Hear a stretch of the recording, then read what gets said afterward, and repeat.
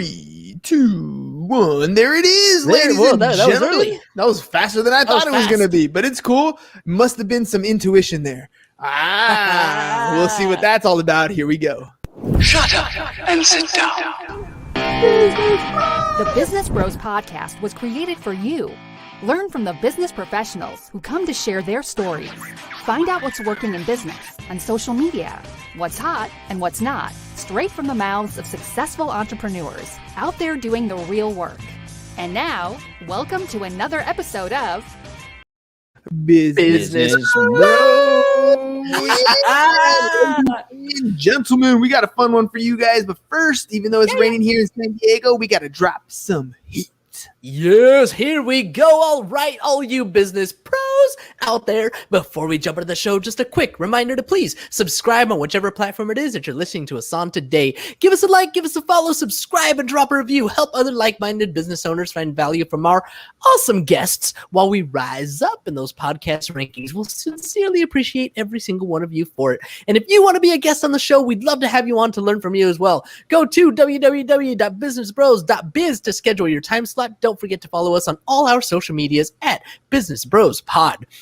We are so excited and so honored to bring yet another incredible guest to the Business Bros Pod. Intuition is that gut feeling we have in any situation, whether in business or in our personal lives. It guides us, molds us, directs our paths, and if we can learn how to trust our intuition, we can set ourselves up for massive success.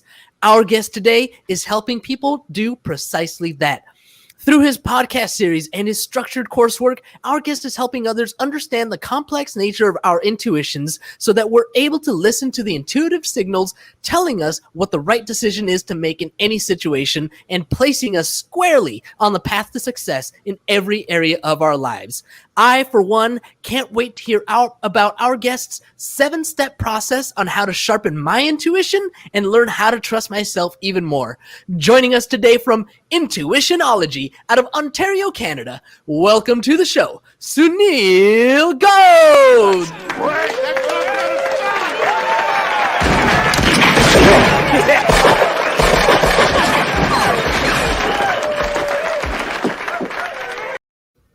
Sunil, welcome to the program, wow, man. What an introduction. Thank you so much. Thank you. I really appreciate it. Thanks for your time, guys. I'm really hoping to drop some knowledge bombs today.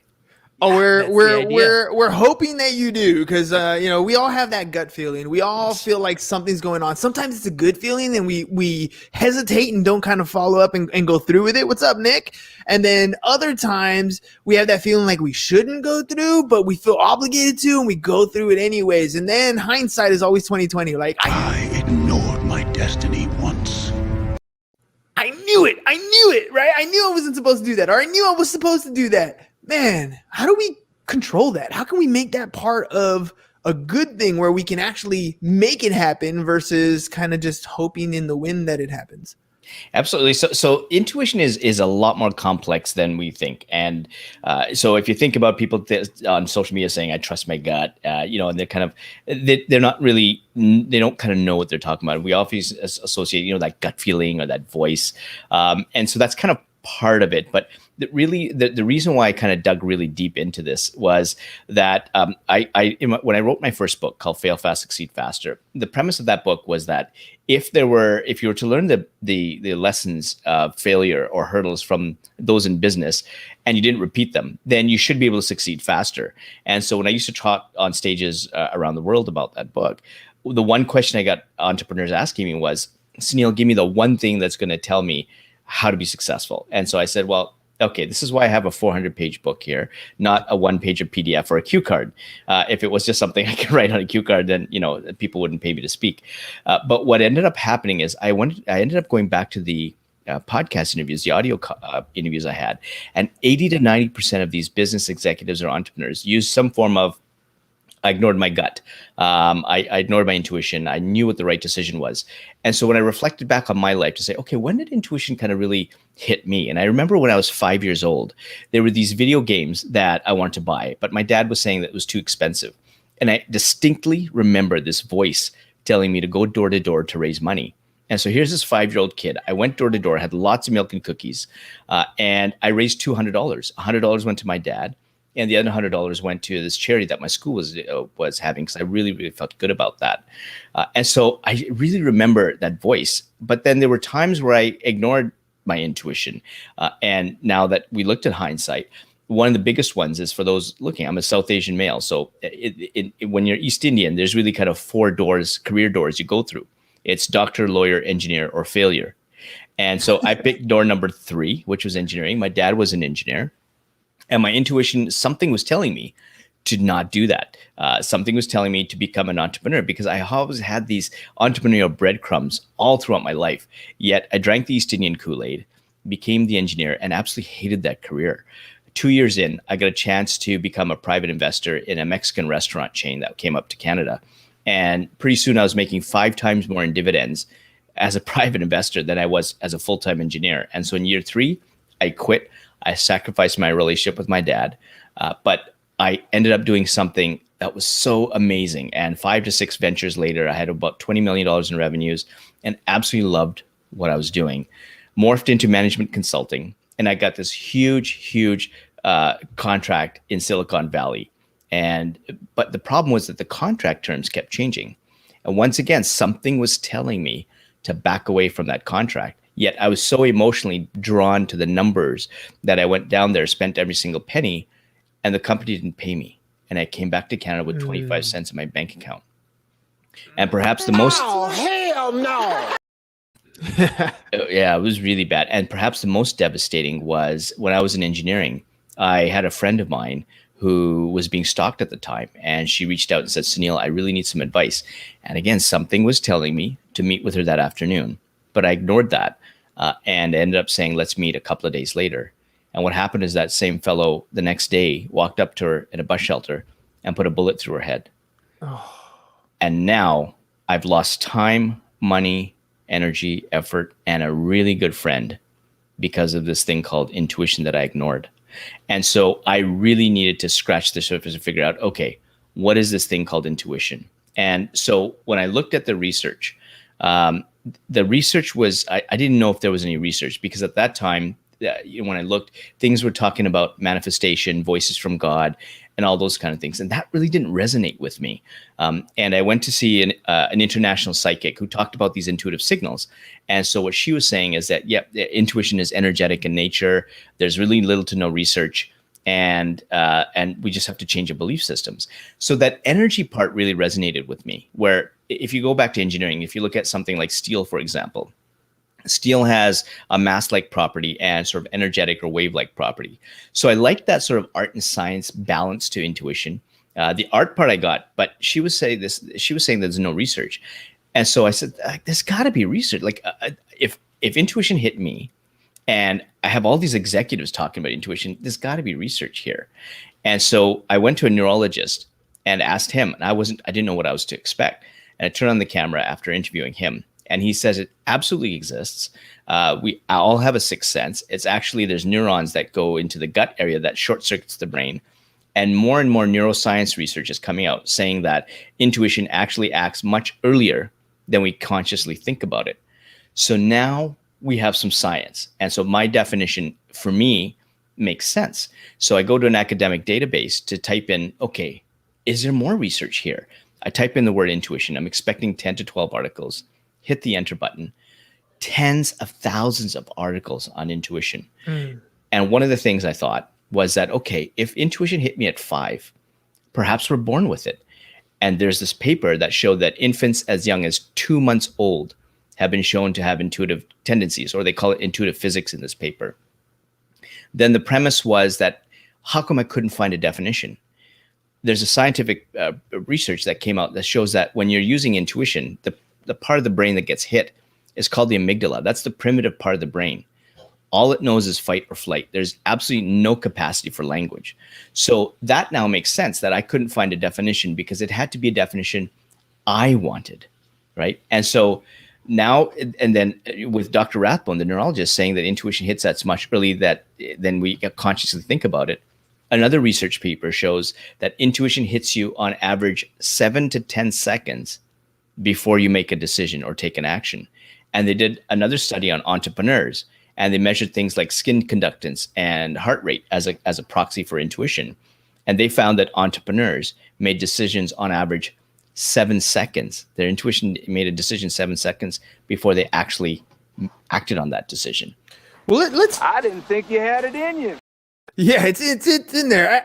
First of all, I mean, some tremendous stories. My brother was murdered a few years ago, and he was living in Phoenix, Arizona at the time.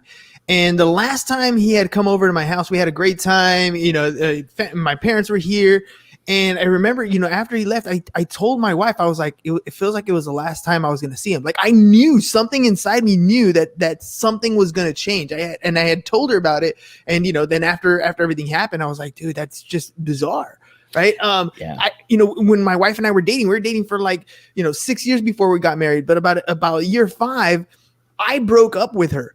And I'm not a crier. Like, I don't cry very often, but I remember I was breaking up with her. And as I'm telling her that I need to figure stuff out, I am bawling, right? And she's looking at me like I'm crazy. And I don't know where it came from, right? I don't know how to describe where I was feeling. It felt like maybe I was erasing my kids as I'm doing this thing, right? So, I feel like some of that stuff is in you. And I really like how you describe the idea of it has to be your definition of intuition, because my mom would say that's God speaking to you, right? Somebody else would say, I talked to Kelly, the SoCal medium, on the show, and she was talking about you're vibrating at a different level, right? Everybody has their definition of what it is, but describing that it's in you, that it's part of you. If that's the case, how can we hone in? Medians hone into their vibration, right? Right. If you're religious, you hone into your faith. But if you're an entrepreneur, how do you hone into this to make it work to your advantage? Absolutely. And so the way that intuition communicates with you is through things called intuitive signals. And we were talking about earlier, but there's aspects to these signals that are very, very important. There's positive signals and negative signals. A positive signal is the one that tells you that you need to move ahead with a decision. So for me, for example, it's the dots connecting or a feeling of flow. And there's one CEO I actually interviewed for my podcast series. And what he was saying is he sees this omen on his right shoulder. There's no shape, no color. But if he's doing a business deal or he's hiring someone or working with a vendor and this omen pops up, he says yes. And 100% of the time, it's worked. And he's grown 2 ventures now, basically from ground zero to multi-million-dollar businesses. And he's on the second one, which is doing very, very well internationally. And then there's also these negative signals. And the negative signals, which you have to pay close attention to, is that these negative signals actually start very subtle in nature. And these are the ones that we actually ignore. So every one of us has actually walked into a room or seen someone saying, something's off here. And these could be internal thoughts. But that's the internal, those are the subtle intuitive signals triggering to say that you've got to be careful about the situation or you got to back away. And remember, this is the fight or flight. It's just boom, it's going to happen. And your intuitive signal is telling you the negative ones that you got to back away. And so what we need to do is we have to be careful in making sure that we take the time to find out what these signals are by looking in the past. And so I was interviewing one entrepreneur and he actually didn't know what his signals were. I mean, it's not something you commonly ask. Let's go for coffee. What are your intuitive signals? I mean, that's not something that you kind of ask. But when we started talking about the failures that he got into the ventures, every time he started to describe a different venture that he failed at, he grabbed his left earlobe. And so it just hit him. He said, Sunil, now I remember when I got into these ventures, knowing that I'm getting to them for the wrong reason, which is money or fame, or his heart was in it. His left earlobe kept pulsating with heat. And he remembers talking to his wife about those ventures. And once again, his left earlobe got hot. So this is how unique these signals are to each one of us. So we can talk about a voice or that gut feeling, but we have to be careful that we may have other feelings that are unique. So for example, I get anxious or I get that gut feeling, but let's say for you and I, let's say we have that gut feeling and that's a negative signal. If that's signal number 1 for you, then that's fantastic, because when that gut feeling comes up, you know that you need to back away. But if I make the mistake of thinking that my gut signal is also signal number 1, but it's actually signal number 3, what happens is I've missed signal number 1 and signal number 2. And if I've missed those 2 signals, I've made 2 bad decisions. And those 2 bad decisions could be I'm just stubbing my toe, or I could be headed towards bankruptcy. I don't know. And the way that intuition actually works is that it's like driving a car. You drive a car, you press the button or turn the keys, and you hear the engine whir, which are your signals, and you drive off. And nobody really needs to be a mechanic to pop open the hood to figure out what it is. I'm such a nerd that I want to say, no, come on, there's got to be a lot more of this. Let's pop open the hood of intuition and figure out what's going on. And I found out that there's actually 4 types of intuition that actually work together. This is how complex it comes. And they actually work together, and then they send you the signals. And the best way I can show you how these 4 types of intuition work is through a non-believer. One of my first interviewees was a fellow by the name of John Rothschild, who was an investment banker. And so when you talk about things like voices from God and coming from the cosmos as intuition, he is not even he's just going to say, yeah, intuition does not exist. And so I went to go see him. I turned on the camera and I said, John, well, there's a CEO that sees these omens. Trying to convince him that, there's some people that are actually in business, seeing these things. He goes, yeah, Sunil, I'd love to shake that guy's hand, but you know what? Intuition it just doesn't come in. I mean, any decision you make is based on learning and experience. And so I said, okay, so now we're talking about the first of 4 intuitive types. That one is called experiential intuition. So if you look at your brain like an iceberg, 90%, which is subconscious, is below water. The 10% is above water. And what happens is every single day, ever since you're born, you've got all these experiences, all this learning, both good and bad, formal and informal.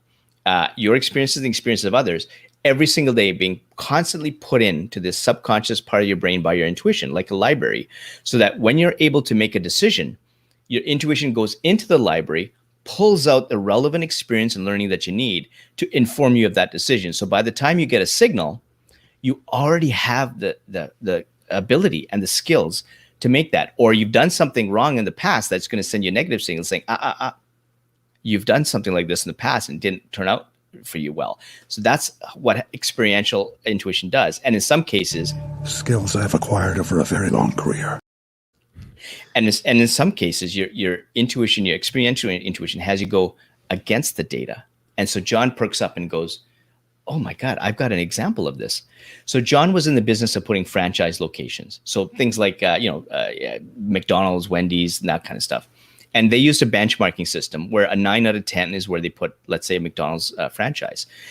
And they looked at traffic patterns, demographic data, development in that area, for example. There was this one location in a really crappy area of Toronto, and his team looked at it, and it was a 5.5 out of 10. Yet, now we're going to talk about the second type called situational intuition. Him and his partner walk to this area, and they just simply look around and go, you know what? Something is telling me that we should put a location here. And now John's saying, I think it's perhaps intuition, I'm not sure. But he goes against his team's recommendation and puts a location there. And that was the first location for a franchise opportunity called the Beer Market. And that ended up being the most successful of franchises under the whole portfolio of franchises they had. Now John's starting to get convinced. At some point, John's purpose changes. He wants to go from investment banker to running a business. And now we're going to talk about the third type called relational intuition. What relational intuition does is it filters the people through to only allow those who really, really care about what you want.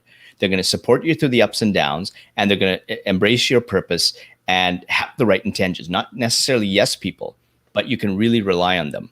So everybody who is concerned about when John wanted to change and he wanted to run a business, everybody concerned about money, fame, ego, high-end restaurants, limousines, private jets, security. All of them told him he was nuts. The one person, and they never asked him what he wanted. They just told him he's nuts. They never asked him why he wanted to change. One person was his wife that believed in him. And he looks to his wife and says, this just feels right. There's the intuitive signal from a non-believer. And the fourth of the 4 is called creative intuition. This is the one that actually makes the decision for you based on the other 3. And you would think that with John's extensive experience making $3 to $4 million as an investment banker would pick a business that has strong cash flows, healthy revenues, and a really good balance sheet. His intuition picks a tiny, bankrupt little restaurant. That restaurant location, after he quits, goes in, ends up being Eastside Mario's location number 1. And he grew that one chain into over 1,000 under different brand names. And in the 20 years after he retired, that became a $2 billion behemoth, all because it felt right. That's the power of intuition. And breaking it down, those 4 different layers, it all makes sense. You know, like exactly, right? It's almost mythical in a sense when you feel it, when it comes on. But the way you break it down is very logical. It totally makes sense. It's progressive. It's it reminds me of, the caveman days, right? Like you're walking through and you see, pattern. That is not a normal pattern. You have that feeling like something's off, right? And you've seen it before. The whole idea of having it be experiential. I want to go more into the creative side, because that side is something that I think a lot of entrepreneurs are hesitant on. And I think, when you talked about, you had everybody telling him that was not a good idea. Don't go that route. But his wife was there, and the language that he tells himself, I wonder if it's not so much the people that are there to support you, it's the way you describe this particular opportunity. Because in every single one of those scenarios, you went with that same thing. It feels right. So you're telling me there's a chance. And we feel things a lot.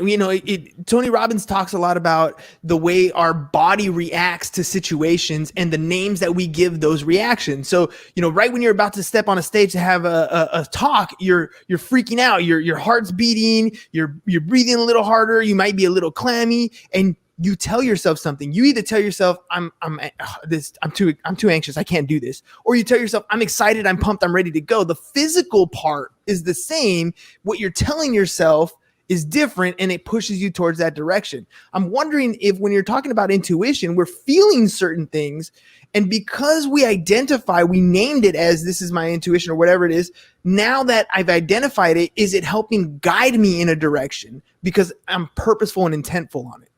Absolutely. And that feeling is, we're back to, again, the science part, right? So when it hits the amygdala, that's all feeling based. That's exactly what happens. And again, at the amygdala, it's trust. I'm making up words because there's no capacity for language. So every single time when I in my podcast series, one of the first questions I ask is, what's your definition of intuition? And 99% of them come down to, it's what I feel. Mm-hmm. Right. Some of them go into sort of, different areas that it's manifestation or what have you. But again, it comes down to what they feel. And that's exactly what intuition is.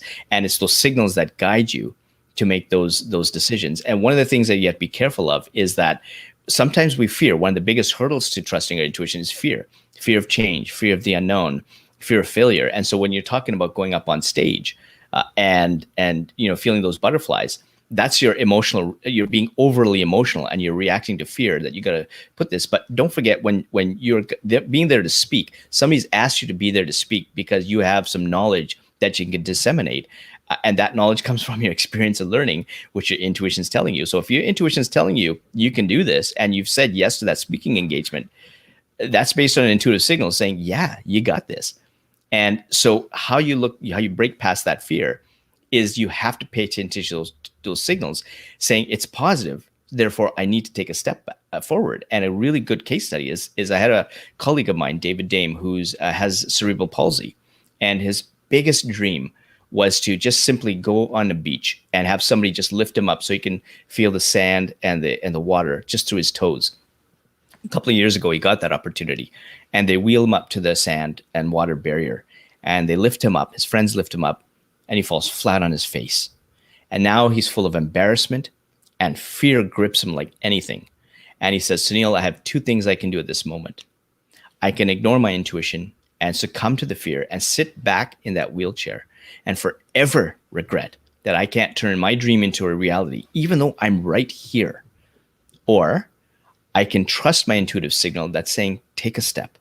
And another signal saying, take another step and take another step. And I'm pointing to my chin for those listening. He gets to where the water gets up to his chin level. And then he turns around and he realized how far he just came. And so when you're trusting your intuition, first you got to take advantage of those signals and figure out what they are. Spend the time to look at the signals. I have a 7-day challenge where it gives you the 7-step proprietary 7-step process that takes you through exactly how to solve a problem using your intuition. Remember, this is your subconscious phenomenon. You're born with it. Your signals, the way you define it, your experiences, your learning. All I'm doing is shining a light on what something you already have as a tool that helps you make the right decision all the time. And so if you look at my 7-step process, the first thing you do is identify a problem that you haven't solved. And the first thing you do is take a look at, okay, if I didn't solve my problem, I've ignored my intuition a number of times. So what you do is you figure out, okay, what did it feel like in the moment? Because once I have my inventory of negative signals, the next step is to figure out, okay, how am I going to solve that problem? And so that's where your positive signals come in. You have to do the negative signals first, because if you try and sneak in a process that is not going to solve your problem because you're emotional about it, your negative signal is going to come in saying, Sunil, don't put that in there. That's not going to help you get to a solution. And so then you've got your negative signals. Now you've got your positive signals. The next step is to figure out who's going to help you solve that problem. And you don't want to choose your best friend if your best friend does not have that expertise, right? You may want to invite your best friend because it's cool, you're doing a 7-day challenge. But if that's not the right person, once again, a negative signal is going to come in and say, Sunil, don't bring someone in because that person's not going to help solve your problem. When you bring the right person or people in, your positive intuitive signals are going to say, yeah, that's the right person. And then you look to if you have to change an environment, and then you solve it and you take action. And in that 7-day challenge, which is free, by the way, I measure your intuition at the start and at the end on a percentage basis. And I have close to now 55,000 people through that challenge. And 100% of the time, their intuition has gotten stronger within the 7 days. And if you need some help, I have case studies of 2 people who actually go through each of the tasks with you with the decisions that they made. One is John Harris, who actually sold his house in the 7 days. He actually started day 1 with a realtor who threw a card in his face and was saying, you can only get $20,000 under asking price. That's all you're going to get. And before, he was a pushover. He said, oh, okay, I understand. I trust you. And he would have signed the contract. Yet he said something is up with this person, and he waited. And on the 7th day, he had a bidding war, and he sold his house for $50,000 over asking price. That's a $70,000 decision, $10,000 a day. It's not bad. And the second person is actually someone who was a witness to a homicide. So not only was she a witness to a homicide, she actually walked into the apartment where her boyfriend had just murdered one of their friends in the bathtub. He invites her to the apartment, closes the door behind her, locks it, puts a knife to her back and says, I'm already going away for 1 murder. Might as well make it 2. You're next. Ooh. And her intuition calms him. The relational intuition calms him down. Make sure that she doesn't get emotional and he doesn't get emotional. He ends up assaulting her, choking her. She broke a couple of blood vessels. He asked her to clean up the blood. And her intuition paid attention that there was one intuitive moment that got her to run. And she found that, ran, unlocked the doors, ran 18 flights down the apartment, called 911. Obviously, she's alive. She used the 7-day challenge to really kind of deal with the depression, anxiety, and PTSD. It didn't solve it for her because these are complex issues, but it minimized it. And what she found in the 7-day challenge is when she was done, she could go back to the gym, and that's where she can emotionally kind of unwind. And she started to learn how to trust people so that she doesn't have to put 10 locks on her door. She can actually put 1 or 2. She can actually walk out without looking around, behind her shoulder. And so if these 2 people can go through the 7-day challenge to solve their problems, you can solve any kind of problem. And I give you a fillable PDF sheet, which you can download. And so you can copy that and solve every single problem using your own intuition forever. And it's free.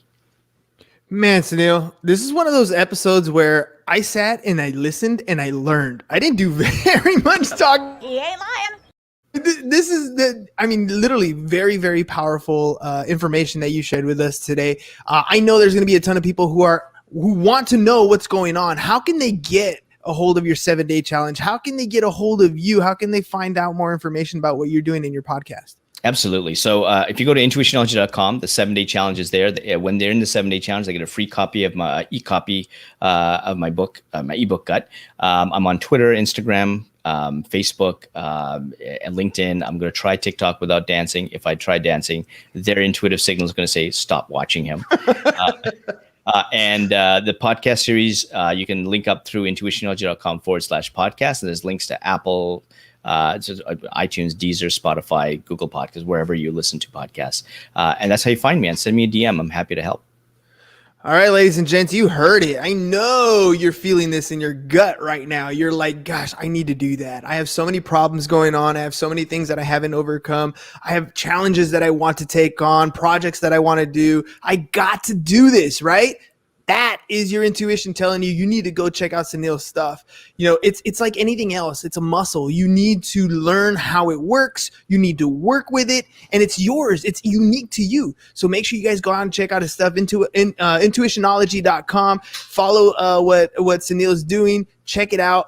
You won't regret it. I promise you, anything that you learn that can help you make a decision where you feel good about it, you're going to sleep better at night. Sunil, thank you very much for coming some of your valuable time and making the change for me, because I know we were supposed to be scheduled for Friday. No problem. Thank you very much for this opportunity. I really appreciate it. All right, ladies and gents, we'll see you again mañana. Mañana is my favorite day of the week, SHIT. So happy it's Thursday. We'll see you then. Peace. And we're out. If I can find the button, because I have to scroll up here. There it is. Thank you for listening to the Business Bros Podcast. Are you looking to get more clients or to increase your income? Hernan, the business bro, can help you generate referrals through the power of podcasting. And James, the insurance bro with Pipeline Insurance, can help you effectively add insurance to your existing business. If you are ready to create wealth today and generational wealth for tomorrow, email businessbros@seeusfirst.com to schedule a free consultation. Or join the Business Bros Network, www.businessbros.biz.